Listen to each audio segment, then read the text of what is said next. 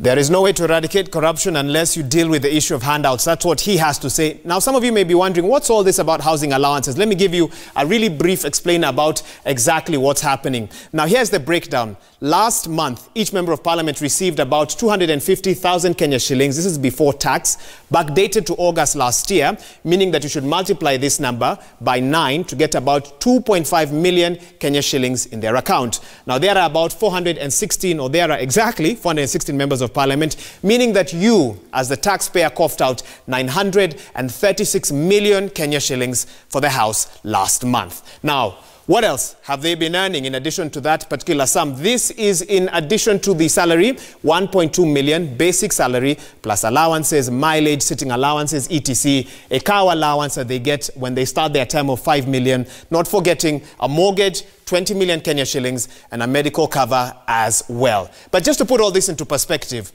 we're talking about roughly 1 billion Kenya shillings. What can you do with 1 billion Kenya shillings? Well, you can buy 10 cancer machines. We've been told this on record by senior doctors. You can set up cancer institutes in at least the 47 counties. In addition, you can do so much more. That's, of course, with 1 billion per each of this, not for all of them. You can provide food aid to more than 1 million people. Remember, the Red Cross made an appeal for food aid to 1 million people in 17 counties. They wanted 824 million. You can do that with 1 billion. And you can also educate about 200,000 students via bursaries of about 5,000 shillings for a year with that 1 billion Kenya shillings that the MPs now received in terms of housing allowances. As you can expect, Kenyans have come out. They are not very happy with that move by the members of parliament, and this is what some of them had to say. We spoke to some in Kisii and Narok County as well.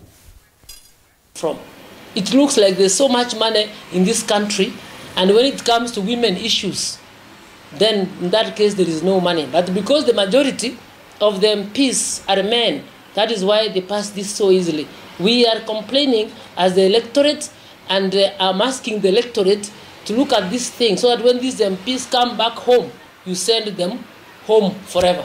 Okay, that's one particular view. Let's get another. I mentioned that was Kisii. Let me now take you to Narok. Get your quick voice there. I don't know why. See, we...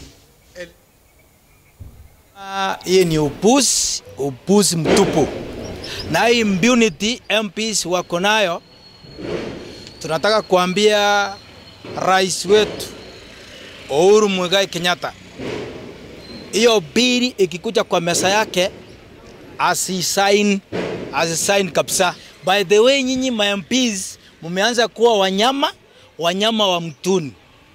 Very strong views there, not from Narok but actually from Kisii County. Let's get one last one for you. I believe this is Narok now. I don't know why.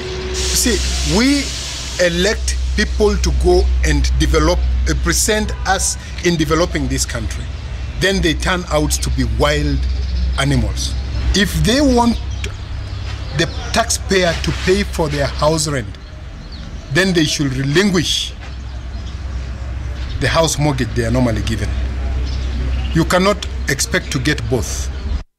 All right, that's what Kenyans had to say. Let's get a quick reaction now from our town hall where Trevor Mbija is on standby. Trevor, what does your audience think about that assertion by COTU Secretary General Francis Atwoli that if you keep demanding handouts from members of parliament, then expect to pay more in allowances via your taxes? Startling numbers there, Waiga. I was listening to you earlier, but let's find out from them, and I'll start with you. Just kindly stand and say your name. What's your name? I'm Otieno Patrice. So, COTU Secretary General believes that MPs deserve more paybacks because people like you always ask for handouts from them. First of all, it's very outrageous for MPs to add themselves huge paybacks without reasonable and objective legislations that brought in the House.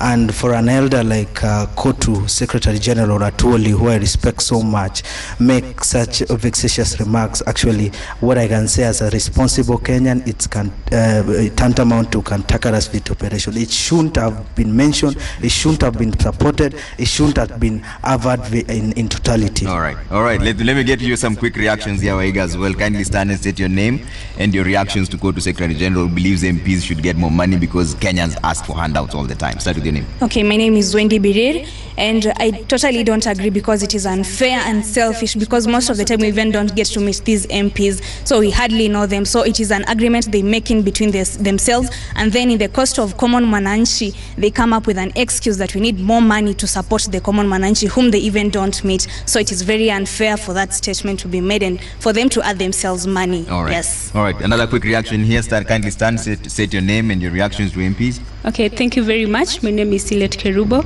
and okay, if I was asked, or if I'm asked about my opinion about what the secretary says, what I'll say is that why should they be added a salary, and yet if we go back to the ground and see what they have accounted for, totally there's nothing that they've done to us a common mwananchi. So I would say that is so.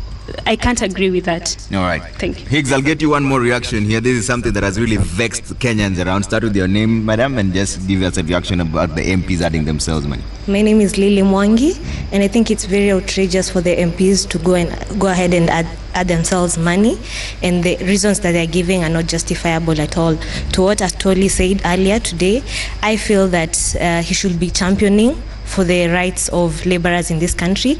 We just celebrated the Labor Day. There was no increment of salaries for the common mwananchi, whereas there's a very high cost of living in this country. So how much will be enough for our MPs? All right. Higgs, you can tell it's a very vexatious agreement between people. When I asked them the first time, all of them raised their hands. They had a lot to say about it, but because of time, I'll pass it back to you. But clearly the verdict is, do not take more money from the taxpayers. They can't afford it. They don't want you to.